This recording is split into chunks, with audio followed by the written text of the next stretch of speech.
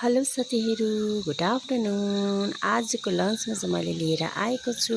यहाँ करेला भुटेको छु यसरी, यहाँ साग पकाएको छु डुकु, यहाँ गुन्द्रुकको अमिलो सुप बनाएको छु, अनि यहाँ तिलको अचार र आलुदम बनाएको छु र खामै त कस्तो भएछ। अब लन्च पनि लिएँ है, गुन्द्रुकको रस बनाएको छु,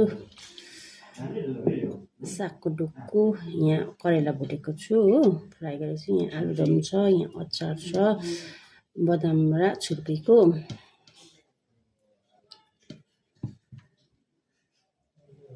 खाइ ल साथीहरू,